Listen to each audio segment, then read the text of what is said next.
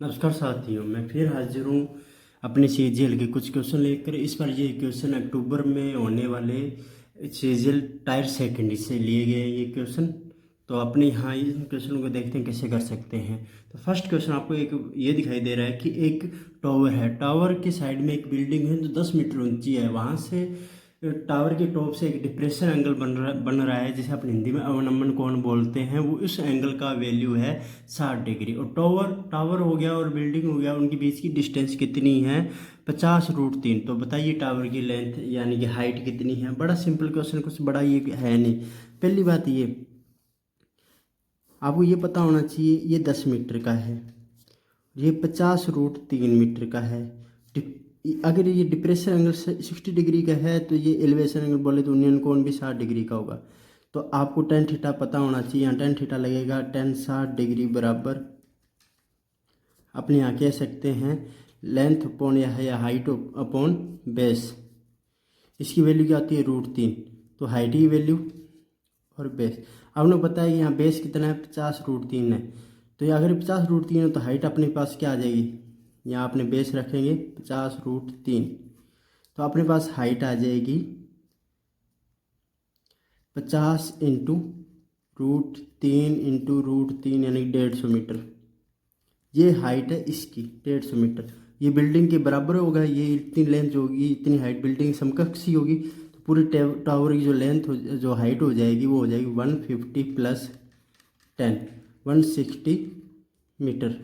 बड़ा आसान क्वेश्चन था, सिंपल वे में करना था, आराम से करना था, ये हो जाता। नेक्स्ट क्वेश्चन ये रहा, आपने को कुछ छूट दे रखी, ये डिस्काउंट है। ये आपने क्या दे रखा है? लगातार डिस्काउंट दे रखा है। डिस्काउंट में क्या है? 20%, 30% और 40%। बताइए, तो नहीं इक्विवेलेंट डिस्काउंट बताना है, यानी कि इसके तुल्यांकी डिस्काउंट बताना है, बटा बताना है। तो बड़ा सिंपल है, पहले अपने किसको सॉल्व करते हैं?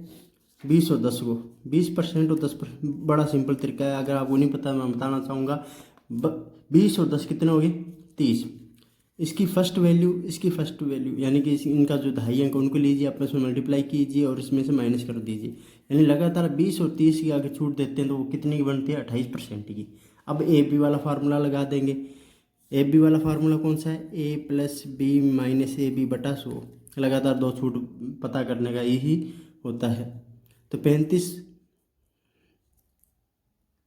+ 28 माइनस ए बी, यानी 35 इंटू 28/100। तो ये हो जाएगा 63। कितना हो गया ये?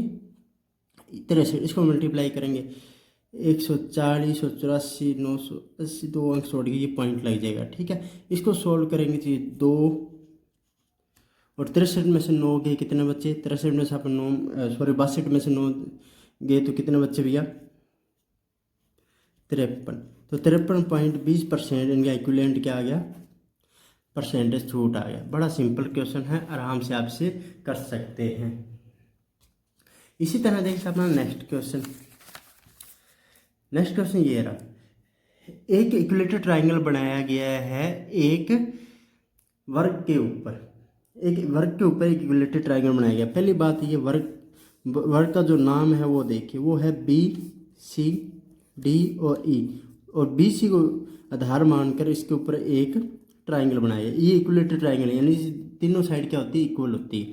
इसका मतलब इसके तीनों साइड इक्वल है, तो ये 60 डिग्री, ये एंगल भी 60 डिग्री और ये एंगल भी 60 डिग्री। तो आपने को पता है ये 90 डिग्री। तो आप इसमें से अगर इस लाइन को यूँ मिलाऊँ मैं, तो ये ट्राइंगल बन गया ABE, जिसके अंदर ये दोनों साइड इक्वल है, क्योंकि ये वर्ग की भुजा पर बना है। तो वर्ग यानी स्क्वायर की साइड, ये साइड होगी वही साइड इक्विलेटरल ट्राइंगल की होगी, इसलिए ये साइड दोनों इक्वल होगी। तो ये दोनों एंगल भी इक्वल होंगे। और जो बी एंगल है ये कितना होगा? 150 का होगा। और ये एंगल कितना होगा? 15 डिग्री और 15 डिग्री। क्वेश्चन में क्या दे रखा है कि फाइंड कीजिए एंगल EAB यानी कि 15 डिग्री प्लस 3 AEB यानी कि 3 गुणा में 15 डिग्री। उत्तर क्या है? अपने सोल्व करें 60 डिग्री। बड़ा सिंपल क्वेश्चन था, बस घुमाने की बात घुमाया ही है इस सवाल में, और कुछ नहीं है। आपने ये पता है कि ये साइड इक्वल होगी, तो यहाँ दोनों इक्वल एंगल बनेंगे। और ये 150 यानी 150 है, तो ट्राइंगल तीनों एंगलों का योग कितना होता है? 180। पीछे बच गया 30 डिग्री, तो 30 को हाफ कर दिए 15 डिग्री, 15 और इसका 3 गुना करेंगे तो 45 और 15 कितना हुई 60 डिग्री। इसी तरह देखते हैं ये क्वेश्चन, ये बिल्कुल सिंपल है। पी क्यू का रेशो दे रखा है 3-4, क्यू आर का रेशो दे रखा है 4-7। आप यहाँ से फाइंड कर लीजिए पी क्यू आर। यहाँ क्यू की वैल्यू सेम होनी चाहिए थी और सेम दे रखी है तो करने की कोई आवश्यकता नहीं है, तो इनका रेशो आ गया 3-4-7। अब जैसे इन्होंने कहा वैसे कर लें, पी क्यू यानी कि P plus Q 7, Q R यानी 7 + 11, आर प्लस पी यानी कि 10, ये इनको रेशो आ गया 7, 11, 10। नेक्स्ट क्वेश्चन, ये बड़ा इंटरेस्टिंग क्वेश्चन है और अपना फेवरेट भी है। एवरेज देखो, अपने को 3 डिजिट दे रखी है 25, 26 और वाई, इनका एवरेज कितना है 11।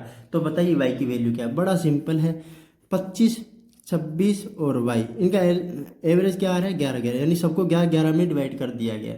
25 को जब 11 में डिवाइड किया गया यानी कि 25 को 11 बनाना था, इसके पास कितना एक्स्ट्रा है प्लस 14 एक्स्ट्रा है। ठीक है, उसके बाद बात करते हैं अपने